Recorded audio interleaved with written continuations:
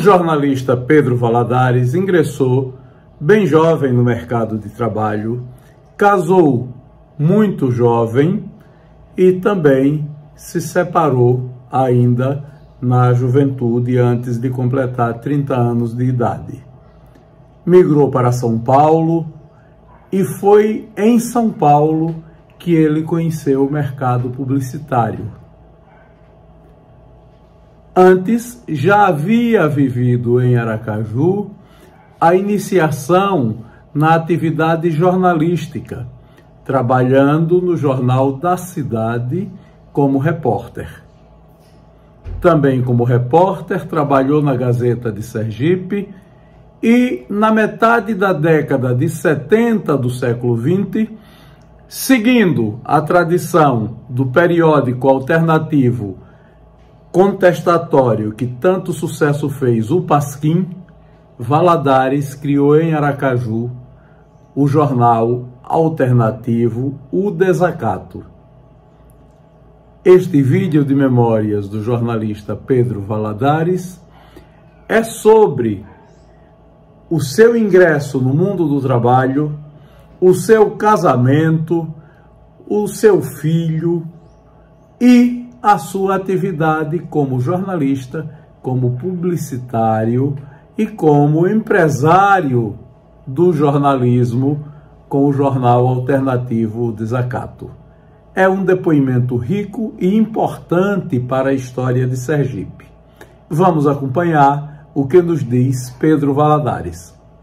25, 26 anos quando eu casei, 28 anos. Fui morar no bairro Santo Antônio, na rua João Andrade. 7, eu não aguentei a praga do 7, não. Oficialmente só esse, e o resto você vai pra gandaia, né? Um só, 46. Tá velho já. O meu filho é médico, ele é pediatra neonatal. É um cara que, quando houve a separação, nós fomos para São Paulo. Passamos uma temporada lá. Depois eu fui fazer um trabalho no Amapá, e deixei ele aqui para umas férias. Ele se apaixonou e não quis voltar para São Paulo, né? Que foi, acho que foi a melhor coisa que ele fez na vida dele. E por conta disso eu também voltei, entendeu? E ficamos. Ele hoje é um cara que tem 2 netas, a Tarsila, a Anitta e a Nora, que são figuras espetaculares, que é a Samanta. Em resumo, em termos de família, eu estou muito feliz com o que tenho. Passei uma temporada no Macapá, passei uma temporada no Rio, eu saí por aí afora para ver o que dava certo. São Paulo, violento. Começa com o deslocamento que você tem, né? Trabalho, você está chegando, você é um pau de arara e chega aquela raça italiana, por exemplo, que estavam fugindo do fascismo, mas que se acham contra dono do Brasil. Então há muita frieza, você leva muito tempo para tentar se adaptar, mas como eu estava cagando e andando para eles, eu queria fazer meu trabalho. E fui para o mercado exatamente o que eu gostava, que era publicidade. Na agência Sala Interamericana de Publicidade. Eu trabalhava na área de criação e na área de atendimento. Comecei no atendimento. Depois saí da agência e fui trabalhar como freelancer na área de jornalismo para alguns sindicatos, entendeu? Aí depois voltei para cá para pagar os pecados, né? Eu fui para Macapá, a campanha política, e fiquei uma temporada lá. Foi logo após Gilto Garcia, né? Quem me levou foi Montalvão. Ele era dono de uma agência, tinha um trabalho, eu fiz um trabalho para ele aqui. Aí ele perguntou se eu topava, vou. Aí passei lá uma temporada boa, mais ou menos 6 meses. Porque é culturalmente a diferença, né? Porque Macapá é uma terra de muita gente que vem de fora. Tanto é que você tem dificuldade de ter assim, o que é nativo em Macapá? O pessoal que morava nas quilombolas, entendeu como é? Porque a cidade em si é toda construída com gente que veio de outros estados em busca de melhoras, né? Macapá é isso. Hoje não, hoje é uma metrópole, entendeu como é? Salvador também, passei uma temporada em Salvador. Foi já na época que eu caí na história de ser representante comercial. Aí a sede era lá, produtos agrícolas. Mas não era veneno, não, era só vacina, viu? Era em Salvador, a representação geral. E eu trabalhava aqui no Sergipe. Lá e cá. Eu gostava mais de final de semana lá, porque você tinha uma vida cultural intensa. Mas eu nunca levei muita coisa assim de ficar. O impacto maior é quando você chega, depois você se adapta, né? O que é Salvador? Salvador é vida cultural.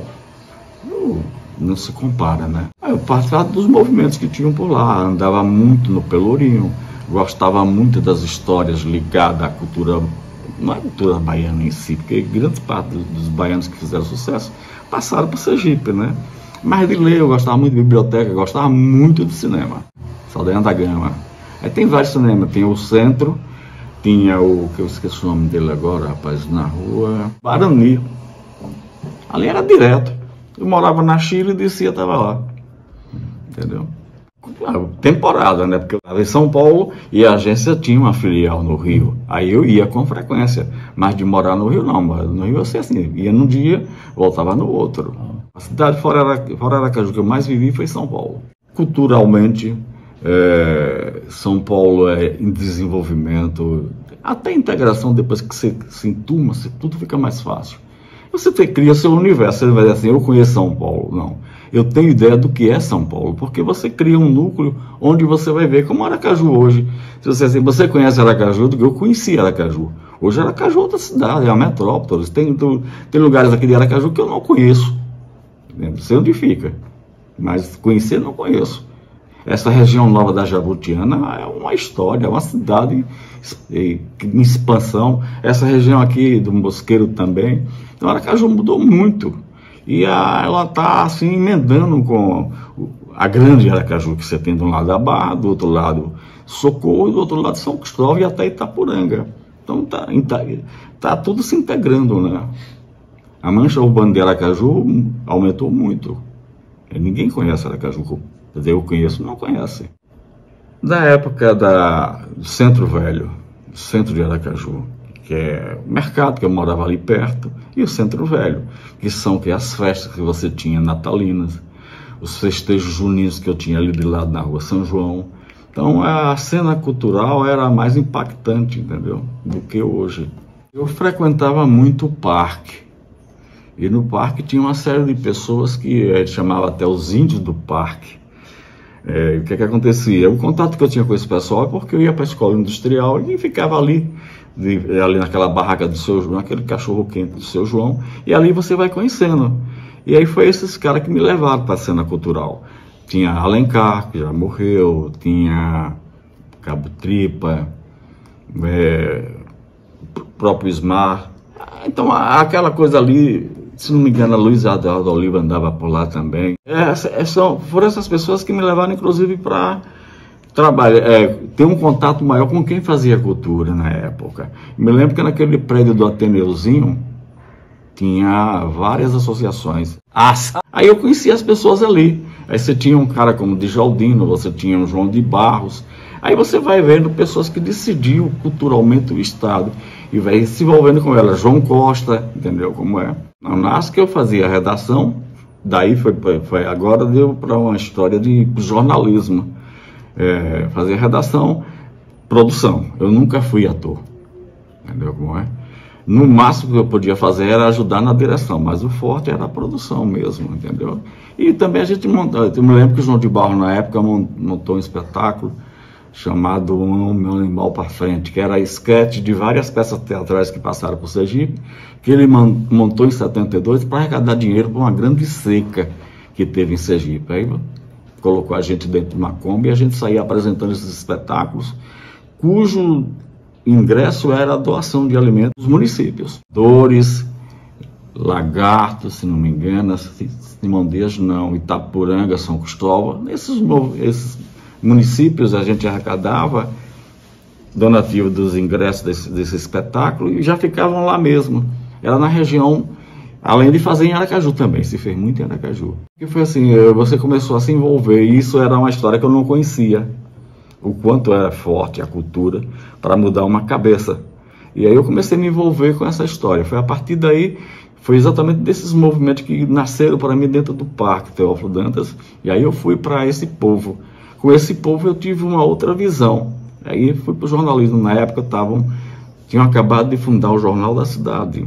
Aí fui para o Jornal da Cidade no início, ali na rua Santa Amaro, já comecei ali. Depois que o Jornal da Cidade foi para a rua Avenida Rio Branco, que já não era mais de Nazário Pimentel nem de Ivan Valença, aí eu fiquei na Gazeta. Você é repórter, 72, 73, até 74. No início, depois aí eu me envolvi muito na parte técnica. Eu tenho um fascínio para a parte técnica, a parte gráfica que eu tinha informações. Então nós montamos um sistema offset que não existia na época. Lembro que eu fui para Salvador fazer vários cursos para ensinar as pessoas digitação naquelas máquinas IBM, entendeu como é? Depois aí, nesse Jornal da Cidade, eu fui para a Gazeta também cuidar dessa parte de implantação do offset, que a Gazeta não tinha offset. A Gazeta era linotipo, era impressão a frio, ou impressão a quente, no caso, o linotipo, né? Fiquei como repórter também, porque na época você fazia no Jornal da Cidade, eu fazia clínica geral, fazia tudo, porque eu queria aprender, entendeu? Desde distribuição do jornal, até fotografar, você fotografava. Era técnica e reportagem. Aí foi quando eu parti para uns passos mais avançados. Aí tentei montar um jornal alternativo chamado Desacato, que funcionou um tempo e depois eu deixei de lado porque era muito problemático fazer. Eu primeiro fui vendedor, depois larguei. Aí fui agora ser jornalista, depois publicitário. Era fazer um jornal, a gente tinha uma linha do mesmo estilo do Pasquim, era fazer humor, se divertir, provocar. E você vivia numa sociedade que ainda hoje é muito conservadora e reacionária. Daí agora, o grande mérito desse Bolsonaro foi revelar os canalhas que a gente convivia. Felizmente estão voltando tudo para o esgoto, né, a partir do dia 1º. Então o jornal tem essa proposta de divertir, de provocar. A gente tinha muito uma história de Pasquim dentro. E inclusive eu convivi com alguns caras na época, por conta do Rio de Janeiro, desses contatos, com a turma do Pasquim.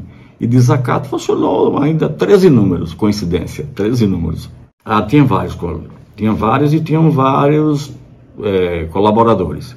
Nilo Jaguar foi um deles, Everton, Zé Antônio da Silva, Ivan Valença foi um grande colaborador, como é o nome dele?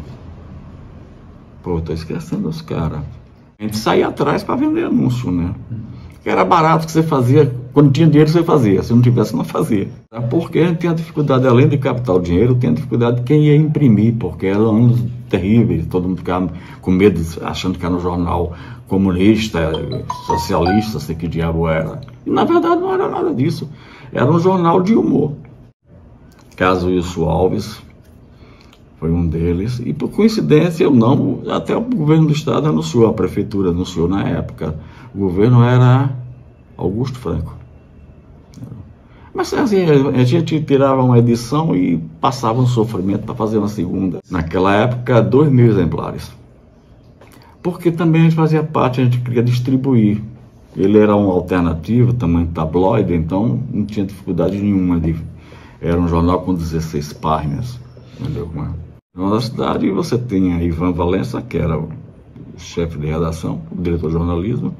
Você tinha Nicolas Almeida, você tinha Paulo Fernando Moraes, que eu me lembro desses caras. Repórter, eu acho que o Luiz Eduardo Oliveira era repórter lá. O Milton Alves, Adelmo Macedo, Carlinhos.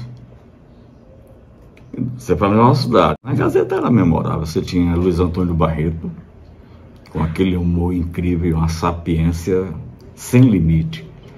Aí você tinha Nino Porto, outra figura notável. Depois aí teve, mais recente lá, Nilson Barreto Socorro. Teve... como é o nome dela, rapaz? Arlene Chagas, que foi colunista da nossa cidade. Tinha colunista lá. Tinha Thaís Bezerra, que começou lá com a Gazetinha. Aí são alguns nomes que eu me lembro. Eu acho que ser jornalista hoje, jornalismo, é você saber informar com imparcialidade. Essa história de você tomar partido político ou você querer vender uma história sua. Eu não gosto de jornalismo opinativo. Jornalismo, eu acho que é para se informar. Tanto é que os opinativos, eles se identificam com o que eles escrevem, né? Que são os grandes colunistas que você sempre teve aqui em Sergipe e no Brasil. Eu acho que o jornalismo tem um grande trabalho, que é servir a comunidade, informando a ela com consciência, com respeito pelo próprio leitor, né? 눈 뜨면 눈부신 아침 햇살과 모닝콜로 너와 시작하는 하루, 마치 내 인생의 포커스가 지금에 맞춰진 걸까.